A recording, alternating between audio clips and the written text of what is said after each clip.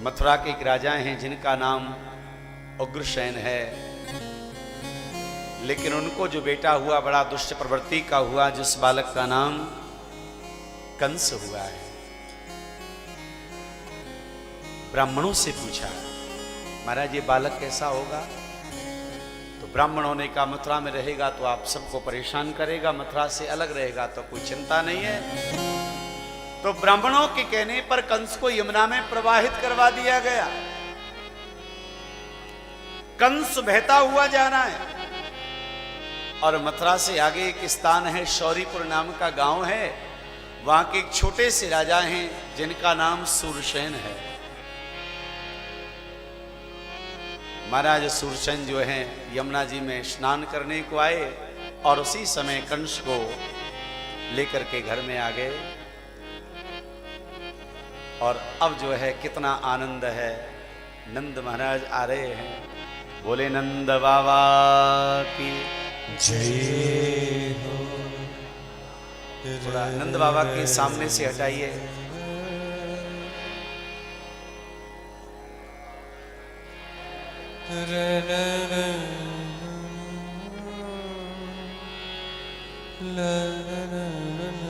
क्या बात है, तालियां जोर से बजाइए। बोले नंद महाराज की, श्री यशोदा मैया की, बोले नंद महाराज की, श्री यशोदा मैया की।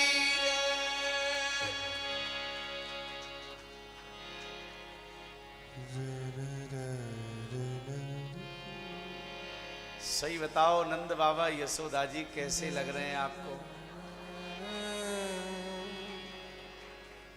एक बात कहूं आपको, हमें तो ऐसा लग रहा है कि आज से 5,500 वर्ष पहले जो स्वरूप नंद यशोदा जी का होगा वही बिल्कुल रूप है, केवल चश्मा का फर्क हो सकता है।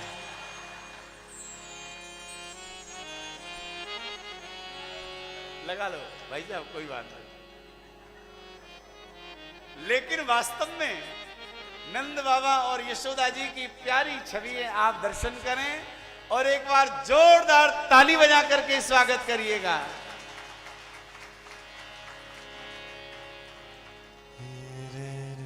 अब आप थोड़ा ध्यान से सुनेंगे तो आनंद बहुत आएगा। जो भैया लोग सामने खड़े हैं वो कृपया आप बैठ जाएं। हाँ भैया, नंद बाबा ब्रज के राजा हैं। ये नंद बाबा जो हैं ब्रज के राजा हैं। नंद बाबा 9 भाई हैं। नंद बाबा का नंबर है दूसरा।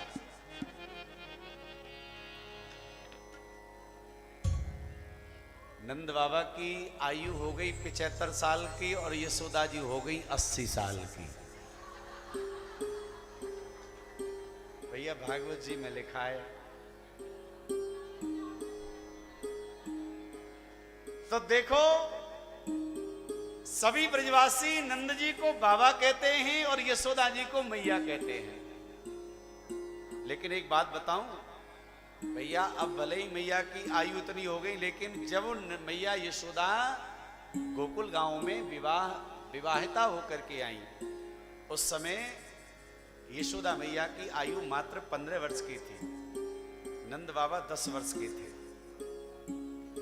तो जैसे ही ब्रज में आई तो सबने नंद जी को बाबा कहते थे, तो यशोदा जी को मैया कहा।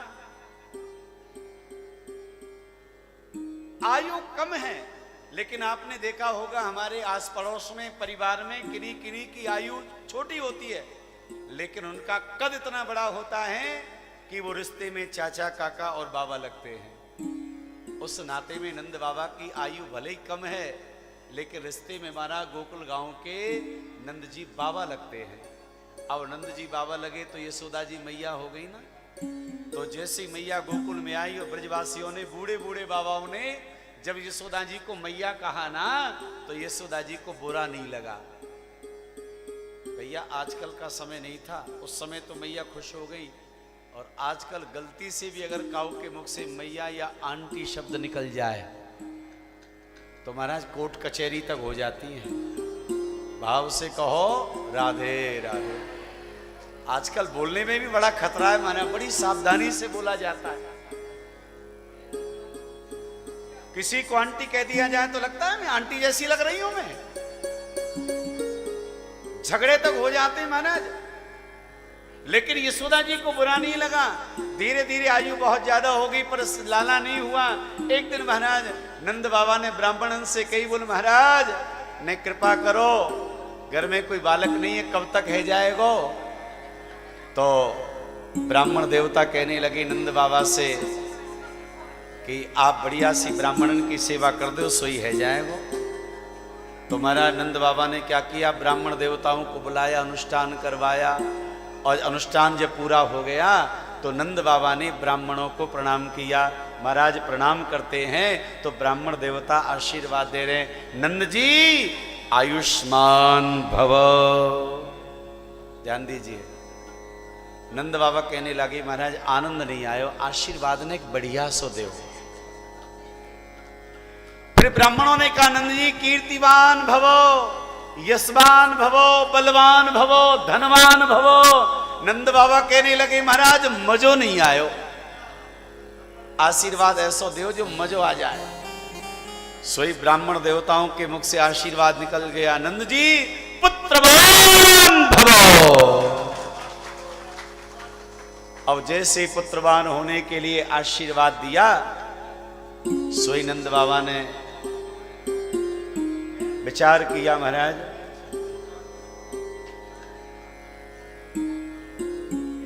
कहने लगे कि महाराज जब बुढ़ापे में लाला होएगो का या अवस्था में लाला होएगो। ब्राह्मण देवता कहने लगे हे नंद जी हमारा आशीर्वाद झूठो नहीं है, अगर आशीर्वाद दियो तो बुढ़ापे में ही छोरा होएगो। अब तो बड़े प्रसन्न महाराज। अब रात्रि का समय था, दोनों शयन कर रहे थे, सवेरा होने ही वाला था। एकदम महाराज दोनों को एक सपना दिखाई दिया और नंद यशोदा उठ करके बैठ गए। यशोदा जी बोली नंद जी आज एक सुंदर सा सपना हमने देखा है, एक बड़ा प्यारा सपना देखा है हमने। क्या देखा? एक श्यामला सलोना बालक देखा है, घुंघराले बाल हैं और हाथ में माखन का गोला है, पूरे आंगन में डोल रहा है। आपको बाबा कह रहा है, मुझे मैया कह रहा है। नंद जी कहने लगे यशोदा जो बालक सपने में तुमने देखा वही बालक मैंने देखा है। अब यह सपने को मतलब क्या है? कहा गुरुजी बताएंगे सपने का मतलब क्या है। तो गुरुजी के पास में गए, सांडिल मुनि के यहाँ पे गए, गुरुजी प्रणाम करें। सांडिल मुनि कहने लगे बताओ नंद जी कैसे आए। नंद बाबा कहने लगे गुरुजी हमने आज स्वप्न देखा। क्या देखा सपने में? तो कहा महाराज इस प्रकार का बालक देखा है। गुरुजी ने कहा चिंता ना करो, आपके घर में ऐसा ही सुंदर बालक आने वाला है। भाव से कहो इतना ही सुंदर बालक आने वाला है।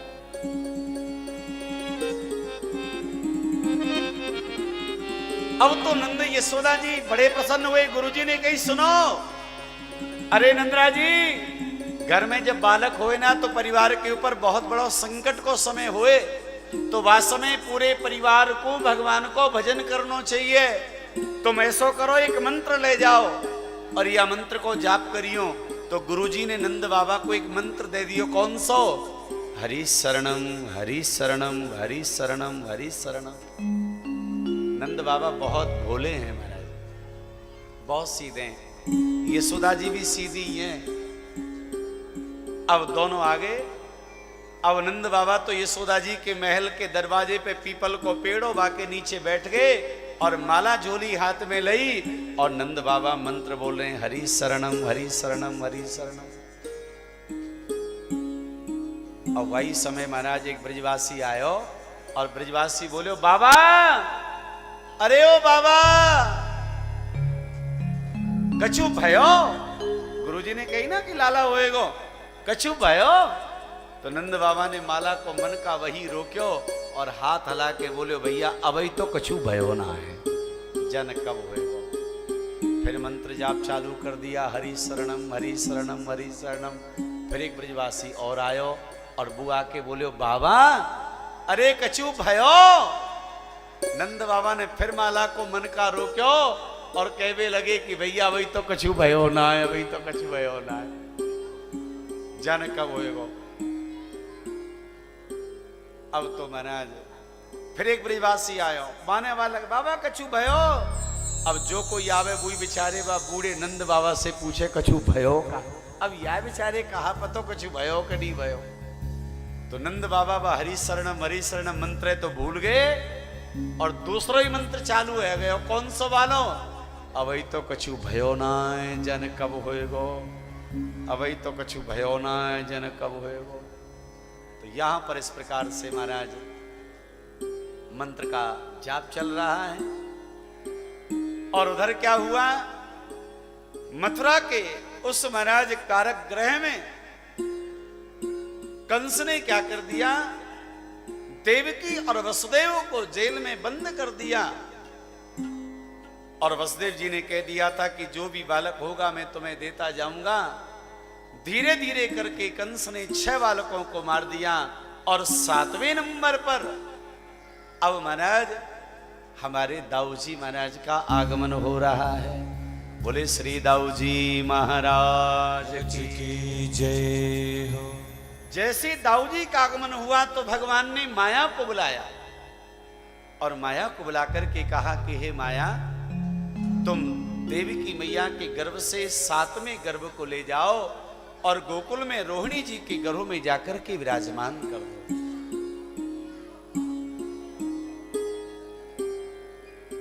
तो कहा ठीक है। माया ने ऐसा ही किया। भगवान ने कहा तुम यशोदा जी के यहां पर बालिका बन जाना। तो भगवती माया आई और उसने 7वें गर्भ को लेकर के रोहिणी माता के गर्भ में विराजमान कर दिया। वर्णन आता है गर्ग संहिता में कि संपूर्ण समय रोहिणी माना देव की मैया के गर्भ में दाऊ जी रहे। रोहिणी माता के गर्भ में तो केवल 5 दिन रहे हैं और दाऊ जी का जन्म हुआ, अवतार हुआ। बोले दाऊ जी महाराज की जय। और अब भगवान श्री कृष्ण जी का मंगलमयी आगमन हो रहा है। हमारे यजमान परिवार का बड़ा सुंदर एक भाव है। अब हम चल रहे हैं कृष्ण जन्मोत्सव के लिए।